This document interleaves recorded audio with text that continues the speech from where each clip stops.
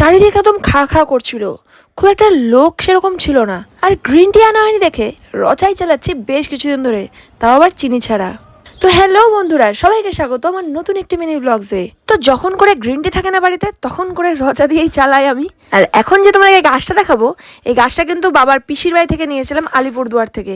আর এই গাছটা কিন্তু এখন প্রচুর জায়গায় আমাদের বাড়িতে হয়ে গেছে। আর গত পরশু দিন বৃষ্টি হয়েছিল, তার জন্য দেখো কাঞ্চন ফুল গাছে একদম কাঞ্চন ফুল ভরে ফুটেছে।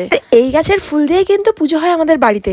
আর সকালে টিফিনে ছিল রুটি আর আমাদের মালদার আম্রপলি আম, যেটা সব থেকে প্রিয় আমার কাছে।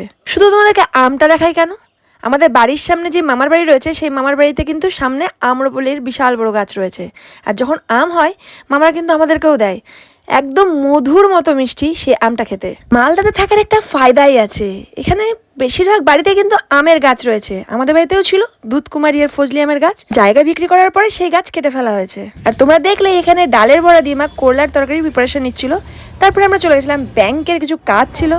আর ব্যাংক থেকে বেরিয়ে দেখি তালকুর বিক্রি হচ্ছে, সেটা কি করে ছেড়ে দেওয়া যায়, আমি তালকুর খেতে বড্ড ভালোবাসি। আর মায়ের নজর গেছিলো আইসক্রিমের দিকে।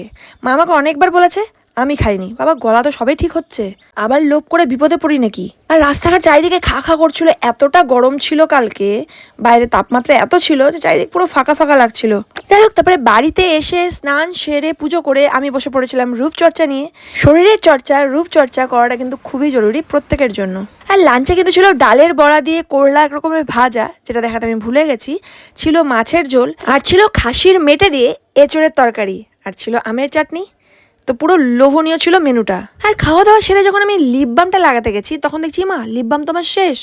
কিন্তু এইটুকুও ছাড়ি কেন ভাই, ওইটুকুটাও তো টাকাটা নিয়েছে, তো ওইটুকু আমি এইভাবে লাগানোর ব্যবস্থাটা করে নিয়েছি।